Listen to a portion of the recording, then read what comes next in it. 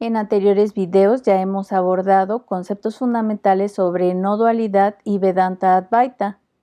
Entre estos conceptos ya se ha apuntado sobre la irrealidad del ego, indicando que desde el punto de vista de la autorrealización o iluminación, no existen individuos o personas.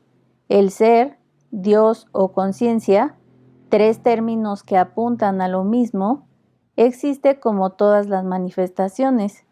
Solo hay uno sin segundo. Todo lo que existe es conciencia.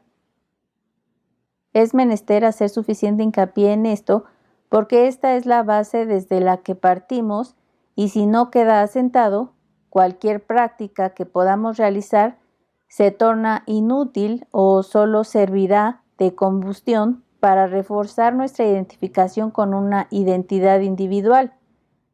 Comenté en un anterior video que en algún momento haremos prácticas, pero dichas prácticas no son relevantes si no entendemos los términos conciencia y ego. Las prácticas tienen el objetivo de remover los obstáculos que no nos permiten ver que somos conciencia y asentarnos en este conocimiento, debido a que siempre nos hemos identificado o confundido con un cuerpo. Pero si practicamos creyendo que quien practica, medita u observa es una persona, no habremos entendido nada. Es por ello que entender claramente lo que es el ego es básico y comprendiéndolo todo se dará fluidamente porque toda resistencia, intervención y esfuerzo provienen de la mente.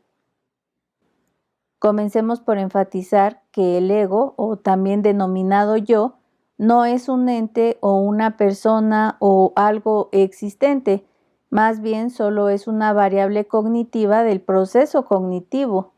Es un conjunto de pensamientos que nos hace ver el mundo de determinada manera, pero no es una esencia cognitiva, porque no es independiente de la cognición, ni es el ente que posee la conciencia.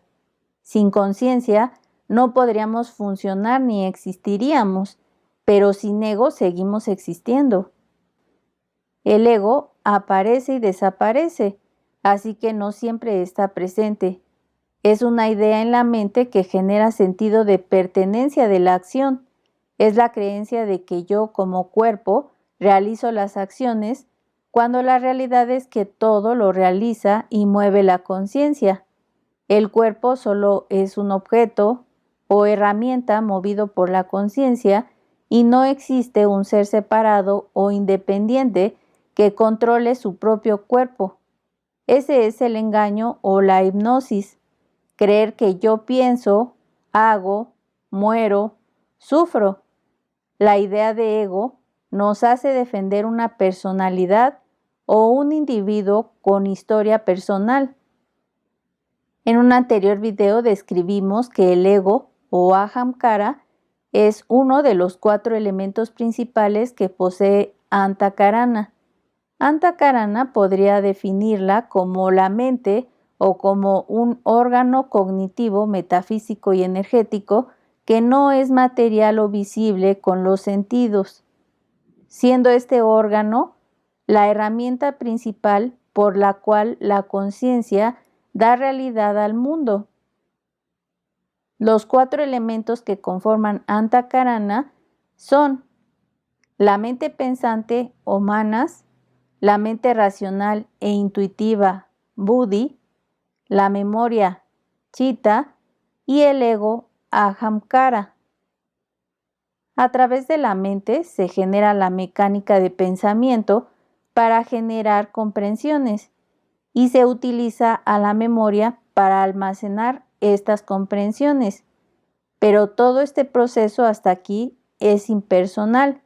No hay nadie a quien le suceda, ni quien se apropie de este conocimiento.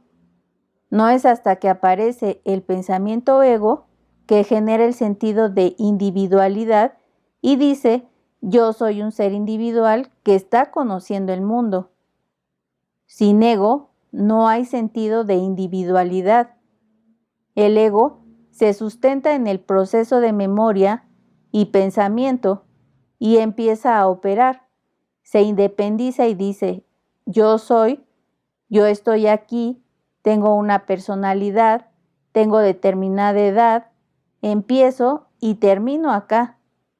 Esa idea de límite y diferenciación la introduce el ego. En realidad, el ego sirve en términos de funcionalidad en el mundo, porque un conjunto de identidades separadas es la base de la sociedad, y mientras creamos estar en el mundo, aparenta que nacemos y se nos otorga una identidad con un nombre que va creando su propia personalidad, acumulando pertenencias. El ego es una función elemental que utiliza la conciencia para completar la personalidad de cada sujeto y así interactuar en sociedad. El problema del ego es cuando deja de ser solo una función de la mente y genera una identificación tal con el cuerpo que cree que es ese cuerpo y que funciona por cuenta propia. Pero esa es una falacia. Es como si un personaje de un videojuego creyera que se mueve y toma decisiones de forma separada e independiente, cuando la realidad es que hay alguien del otro lado de la pantalla que es quien lo mueve a través de un mando. En este caso es la conciencia quien mueve todos los cuerpos y toma todas las decisiones. Los personajes son máscaras o avatares que crea la misma conciencia para recorrer y conocer su propia creación, que es el mundo. Recordaremos que la conciencia es indiferenciada y sin forma, por ello requiere de diferentes cuerpos en diferentes puntos para desplazarse en el mundo y experimentarlo, pero todo es ella misma conociéndose. Cuando olvidamos que somos conciencia y nos identificamos con un cuerpo, entramos en hipnosis divina y todo gira en torno a ese individuo. Se genera el deseo de mantener vivo y cómodo ese cuerpo.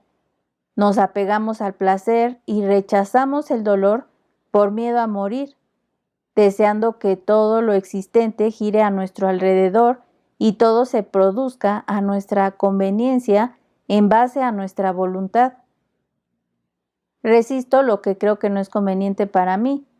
Digamos que el ego es un pensamiento que solo quiere jalar agua para su molino, y de ahí procede su sufrimiento, porque la fuerza vital sigue actuando, pero los pensamientos y acciones no están limitadas a un individuo en particular, son para la manifestación total. Es como el viento que no sopla para un solo individuo, sino para la manifestación total. La percepción de que somos individuos surge de una percepción equivocada. Tus pensamientos de individualidad no son tuyos, son de la colectividad.